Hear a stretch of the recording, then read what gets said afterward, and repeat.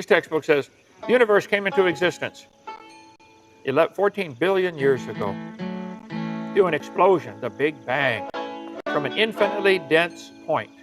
Yeah, infinitely dense. You'd know all about that, wouldn't you, Ken? Special Officer Dookie reporting. Please subscribe. So you fit the whole universe in a dot, infinitely dense, smaller than an atom, some of them say. You couldn't squeeze a cup of water into a dot smaller than an atom. Well, then isn't it lucky that there were no cups around when the universe was brought into existence? That's not what the Big Bang tells us at all, Ken. This is lie number one we covered earlier. The Earth is simply not billions of years old. But it is, and there is an absolute boatload of evidence to back that claim up. What about you, Kent? Can you back up any of the claims you make? Because if you want my humble opinion for what it's worth... You couldn't lock up a phone, you cunt. Radiometric dating, for example, which is pretty rock solid. Well, ha. When it comes to being evidence for the age of the Earth, I mean. And that's just one thing. Wait a minute. Just saying there was an infinitely dense point does not answer the question about where matter came from. It violates the first law of thermodynamics. Matter cannot be created or destroyed. The first law of thermodynamics, also known as the law of energy conservation, states that energy cannot be created or destroyed, only transferred or changed from one form to another. Keep that in mind. For example, imagine that all the energy in the universe was crammed into a tiny little dot, which then rapidly expanded.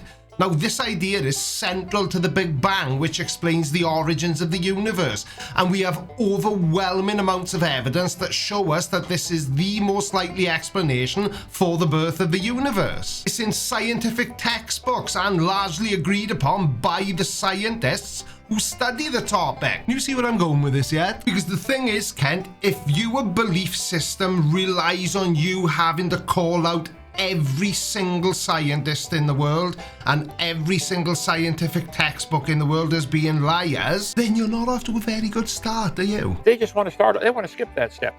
You broke the law in your first sentence. And so did you, Kent, because you chose to leave out the part that completely destroys what you just said. Yeah, you're right. The first law of thermodynamics states that energy cannot be created or destroyed. But I find it very interesting that you choose to leave out the part that says, but it can be transformed from one form to another. I wonder why that is. There is no Big Bang. That's not science. I mean, it may not be science that backs up what you believe, but it is science. It doesn't matter what your opinion on it is. Don't call that science. We began from a dot. And say this is religion, that God created the world. But what? So you're upset that people call the Bible a religious book? Well, what is it then, Kent? And I know that you think that it answers all of life's questions, but it doesn't. It's just a collection of stories. They're both religious. I admit, I have a religion. I believe God did it. And there you go. You believe that God did it. That's the cool thing about science, see, Kent? We don't need to believe in the Big Bang Theory. We just need to follow where the evidence leads. I didn't see it. I couldn't prove it scientifically. I can't reenact it. But I believe it. You cannot reenact it, and you believe strongly that there's a dense point in this between your ears if you believe that. But that's not science. They're both religion. No, they're not. And like I just said, when it comes to the things science is able to demonstrate to us in the form of evidence, there's no need to believe it. You just have to accept what the science shows us. Let's just pretend for a minute that we have all the matter and energy and all the spin in a dot. No, we can't pretend for a minute. This doesn't happen. Stop pretending. That's not science. Kent, I hate to break this to you, but saying that's not science isn't science either. Now, when it comes to people like Kent Hovind and young Earth creationists in general, it seems to me like they all think that we are claiming that all the matter and energy that we have in the universe today is what was crammed into the singularity. But you couldn't be more wrong even if you tried, Kent, and we all see you trying really hard. That isn't what we think. And I think that you know all this, which is why it makes everything you say all the more ridiculous. But the textbook says 13.772 billion years ago, there was a Big Bang. This infinitely small dot exploded. Matter cannot be created or destroyed, and neither can heat and energy. So Where'd the energy, where the matter come from? Right, first of all, 14 billion years ago, the laws of physics we have today, including the first law of thermodynamics, didn't apply. And secondly, don't be an idiot, Kent. And thirdly, before the Big Bang, all the energy, which was the potential for matter, was concentrated into an incredibly hot, dense state, as you've said multiple times, indicating that you actually know this anyway. But the Big Bang didn't create energy out of nothing, it just unleashed and spread it out, allowing it to cool and eventually form particles, atoms, stars, galaxies, and much later, life. Evolution is not science. Adolf Hitler said years ago, "Let me control the textbooks and I'll control the state." I mean, it's a bit weird why young Earth creationists constantly refer to that guy to prove their point. But guess what, Kent? People can think for themselves. Not everybody's like you, Kent. We don't all need a dusty old storybook to guide us through life. Okay, here we go. Textbook says, mutations are the original source of variations in populations, as shown in the many varieties of roses. Now, I'm not sure where this is going yet, but knowing Kent, he's gonna say something along the lines of roses debunk evolution. Roses have a common ancestor, which was a rose. And it's funny because the rose that grows in many different forms in gardens all over the world today is an evolution of a rose-like plant that lived in the northern hemisphere between 33 and 23 million years ago. Traces of them have even been found in the fossil record. Oh, yeah, sorry, Kent, the fossil record's all fake, isn't it? They might have had a common ancestor. Anybody want to guess what it was? Frog. Yep. No, a rose. Yeah, okay. See, Kent is nothing if not predictable. This is line number 2. Mutations are not going to cause evolution. They only scramble existing code. Evolution is based on several faulty assumptions. Mutations make something better. That's never been seen. And natural selection makes it survive and take over the population. That's never been seen. Now, evolutionary biology does have a lot to say about mutations. And basically, mutations are like nature's way of throwing a wrench into the genetic mix. Sometimes these little genetic tweaks can lead to beneficial changes, helping species adapt and survive. Other times they're just neutral, and occasionally they're just downright unhelpful. But even nature makes mistakes. So no, Kent, evolutionary biology does not say that mutations always make things better. But even if it was true, evolution is a religion of death. Well, this is awkward, isn't it? Kent, somebody like you who believes that the Bible is a literal account of whatever is in no position to call anything a religion of death. Do I need to remind you about Deuteronomy 20? You know, when God commanded the Israelites to kill all the Canaanites? Or 1 Samuel even, where God orders Saul to attack and kill all the Amalekites. Yeah, yours is definitely not a religion of death, is it? Dr. Dan, Creation Myths, teaches his students there are 5 mechanisms of evolution. Now, I don't know who Dr. Dan is, but as far as I'm aware, Kent, there are 4. Natural selection, mutation, genetic drift, and gene flow. So it's a change, a random change in the code is going to cause an improvement.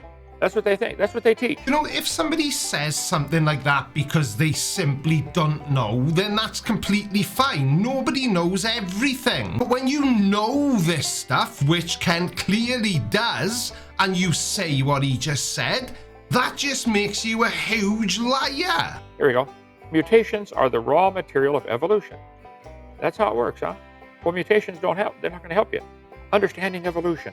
Let's understand it, boys. From Berkeley University. Whoa. All you professors at Berkeley, I'll take you all on same time. So there's one thing that really bugs me about Kent Hovind more than anyone else I make videos on, and that's how arrogant he is. Now, the professors from the University of Berkeley are never going to debate you, Kent, because they've got far more important things to do.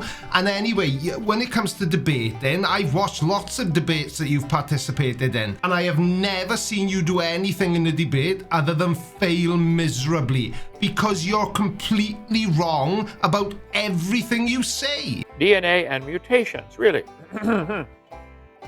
A mutation is a change in the DNA, that's your code to make you or a plant or anything, the hereditary material of life. An organism's DNA affects how it looks, how it behaves, and its physiology. So a change in an organism's DNA can cause changes in all aspects of its life. I would agree. What do you mean you agree? You're reading an article about evolution, which you completely disagree with. You can't have it both ways. Mutations are essential to evolution. They are the raw material of genetic variation. Without mutation, evolution could not occur. Okay, well, then it ain't gonna occur. Now, I'll keep this simple for you, Kent, because, you know, simple people understand simple things. Antibiotic resistance, one of the most pressing examples of evolution that we can see in real time. Bacteria evolved rapidly due to their short generation times, leading to the development of strains that are resistant to antibiotics. And this is why some infections have become harder to treat over time. That's evolution, Kent. The thing you think isn't real. People say, don't bacteria become resistant to drugs? Yep. To advance the view, evolutionists have long pointed mutations with beneficial effects. Really. The most common example given, mutations sometimes make bacteria resistant to antibiotics. And so the argument goes, if a mutation can make bacteria stronger, they must be able to do the same for other creatures. Well, bacteria is the one they always use because that's an easy one to point out, and that's about the only one that they've got. But it's not beneficial mutation. Now, you do understand that in this example, the same example I just gave you, the benefit is to the bacteria, not the person who is hosting it. And just in case you're as much of a dumbass as I think you are, the benefit to the bacteria is that the antibiotics can no longer kill them, which sounds pretty beneficial to me. Dr. Spetner points out this, and based on a misunderstanding. For mutations that cause antibiotic resistance still involve information loss. They didn't gain a thing. You know, I'm sure he does it on purpose. Mutations aren't always beneficial, Kent. No matter how numerous they may be, mutations do not produce any kind of evolution. Well, Pierre, thank you for admitting that, okay? They rearrange existing information, but they do not increase genetic complexity. You know, this is probably the reason why Kent enjoys debating so much, because it makes no difference at all how much factually accurate information you provide him. It's still like playing chess with a pigeon. No matter how good you are, he's just gonna crap on the board and then strut around as if he's achieved something. Anyway, here's a video that YouTube thinks you like. Don't forget to check out my Patreon. I'm uploading there every day some exclusive behind the scenes content. Plus you can watch all these videos without any ad breaks or sponsored ad reads. So if it's for you, check it out. And I will be over there banging my head against the wall.